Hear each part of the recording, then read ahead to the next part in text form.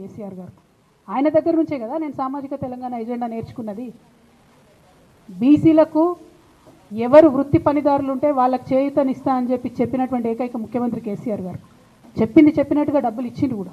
ప్రతి కులాన్ని కాపాడుకునే ప్రయత్నం చేసిండు. అది కాదా సామాజిక తెలంగాణ? నేను మే 1 నాడు లేబర్ డే రోజు మాట్లాడితే దాన్ని చిల్వలు పలువలు చేసి సామాజిక తెలంగాణ పేరుతోని కవిత పార్టీ పెడుతుందని చెప్పి నేను నిన్న చెప్పిన 2 పేర్లు పని కట్టుకొని నా మీద దుష్ప్రచారం చేసిరు. నేనేమైనా తప్పు మాట్లాడినా? బీఆర్ఎస్ పార్టీ వ్యతిరేకమా సామాజిక తెలంగాణ నినాదానికి? బీఆర్ఎస్ పార్టీకి సామాజిక తెలంగాణ అవసరం లేదా? భౌగోళిక తెలంగాణ వస్తే సరిపోతుందా? బంగారు తెలంగాణ కావాలని కేసీఆర్ గారు ఇచ్చిన నినాదమే కదా. బంగారు తెలంగాణ అంటే ఏంది? హరీష్ రావు ఇంట్లో బంగారం ఉంటే, సంతోష్ రావు ఇంట్లో బంగారం ఉంటే బంగారు తెలంగాణ అవుతుందా? కాదు కదా. ప్రతి ఒక్క సమాజం బాగుంటేనే బంగారు తెలంగాణ అవుతుంది. నేను అదే కదా మాట్లాడినా.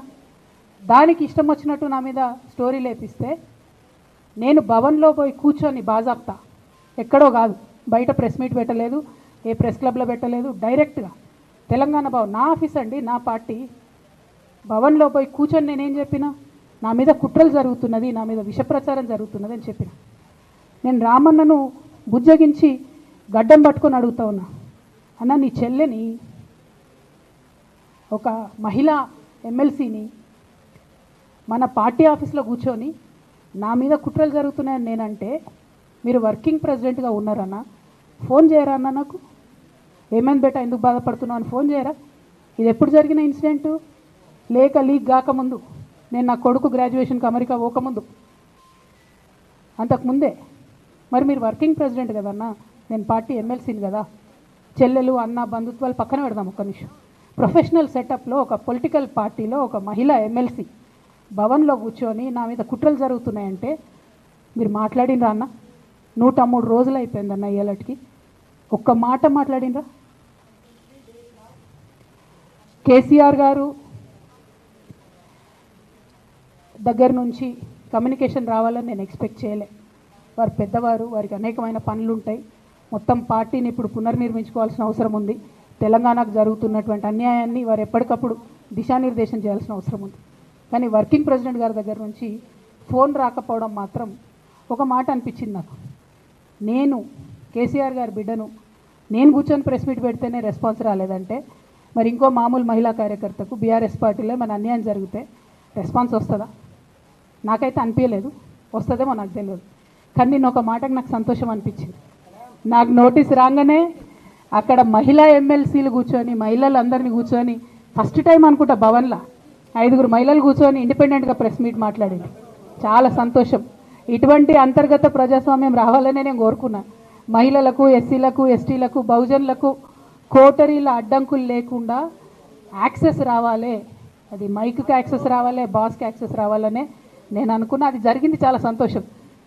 నన్ను సస్పెండ్ చేసినాక అయినా పర్లేదు, కానీ జరిగింది. నిన్న మహిళలందరూ కూర్చొని మాట్లాడి నేనేమంటున్నా అంటే, కేసీఆర్ గారు, కేటీఆర్ గారు, నేను, మా కుటుంబం, మాది రక్త సంబంధం. పదవులు పోతేనో, పార్టీలకు వెళ్ళి సస్పెండ్ చేస్తేనో పోయేటటువంటి బంధం కాదు. కానీ ఎవరైతే వెస్టెడ్ ఇంట్రెస్ట్ ఉన్న పార్టీలు ఉంటారో, పార్టీలో ఉండి కేవలం డబ్బు సంపాదించుకోవాలనేటటువంటి ఒక ఆలోచనతో, వ్యక్తిగత లబ్ధి పొందాలనేటటువంటి ఆలోచనతో ఉన్నటువంటి వ్యక్తులు, వాళ్ళకి కావాల్సింది ఏంది? మేము ముగ్గురం కలిసి ఉండొద్దు, మా కుటుంబం బాగుండొద్దు, మా కుటుంబం విచ్ఛిన్నమైతేనే వాళ్ళకి అధికారం వస్తుంది. దానిలో భాగంగా ఇవాళ మొదటి స్టెప్పు నన్ను బయటేసిరు పార్టీలకు వెళ్ళి. అది ఇక్కడితో ఆగదు. నేను గౌరవనీయులు పెద్దలు దైవ సమానులు కేసీఆర్ గారిని విజ్ఞప్తి చేస్తూ ఉన్నా, మీకు ఒక సూచన చేస్తూ ఉన్నా. దయచేసి మీ చుట్టూ ఏం జరుగుతున్నదో ఒకసారి చూసుకోండి నాన్న. నన్ను ఇవాళ బయటకు పంపవచ్చు. నేను మీలాగా స్ట్రేట్ ఫార్వర్డ్ ఉంటా, నిజాలు మాట్లాడతా.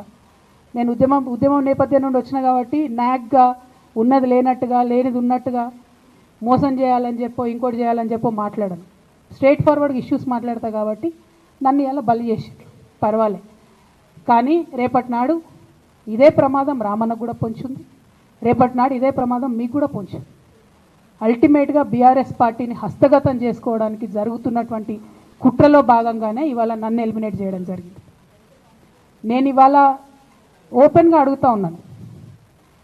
హరీష్ రావు గారికి నేను సూటి ప్రశ్న వేస్తున్నా.